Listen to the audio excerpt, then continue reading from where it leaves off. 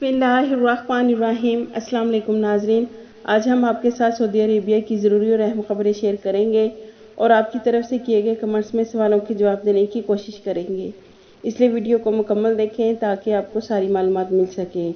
नाजरीन, सऊदी वज़ारत तिजारत की तरफ से कहा गया है कि अगर आपने किसी भी शॉपिंग मॉल में शॉपिंग करने के लिए जा रहे हैं तो आपको तवक्कलना पर खुद के लिए परमिट जारी करवाना होगा। तवक्कलना में बार कोड होता है, उसको स्कैन कर लें और जब आप मॉल्स में जाएंगे तो रश होने के बावजूद आपको शॉपिंग मॉल में जाने की इजाज़त मिल जाएगी।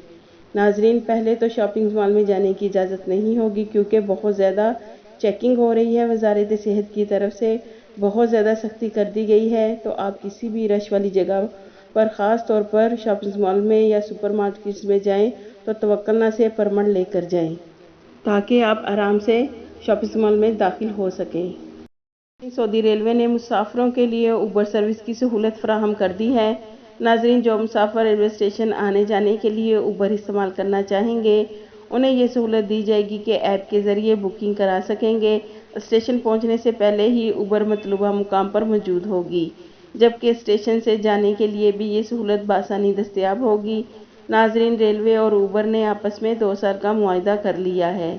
नाजरीन, एक और ख़बर के मुताबिक सऊदी अरेबिया में वज़ारत सेहत ने हेल्थ सेंटर्स को फैमिली मेडिसिन प्रोग्राम में तब्दील कर दिया है, जिसका मकसद कि अब फैमिली के लिए स्पेशल डॉक्टर होगा जो कि ख़ानदान के हर फर्द की सेहत और हालत से वाकिफ़ होगा। नाजरीन, नए निज़ाम में यह फ़ायदा होगा कि फैमिली के तमाम अफराद अपने डॉक्टर और मेडिकल टीम से मुसलसल राब्ते में रह सकेंगे और ऑनलाइन भी डॉक्टर से मिलने की अपॉइंटमेंट ले सकेंगे। नाजरीन, जद्दा और मुख्तलिफ शहरों में मौसम अबरआलूद, कहीं कहीं बारिश।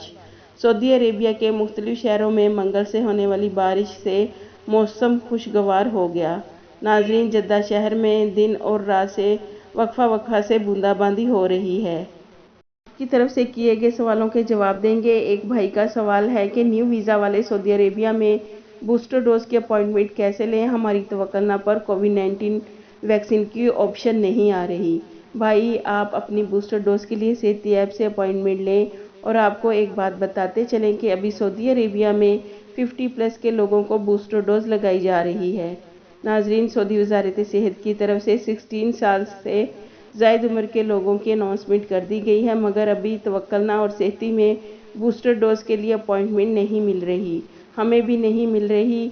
आप एक हफ़्ता इंतज़ार कर लें, इंशाल्लाह नेक्स्ट वीक ये मसला हल हो जाएगा और आपके बूस्टर डोज का ऑप्शन आ जाएगा इंशाल्लाह। एक और भाई का सवाल है कि जो लोग सऊदी अरेबिया में ड्राइवर हैं उनके वीज़े कैंसिल हो जाएंगे। भाई, सऊदी गवर्नमेंट ने 3 प्रोफेशनल में काम करने वाले गैर मुल्कियों के वीज़े कैंसिल करने और उनकी जगह सऊदी शहरियों को मुलाजमत देने का अनाउंसमेंट की है।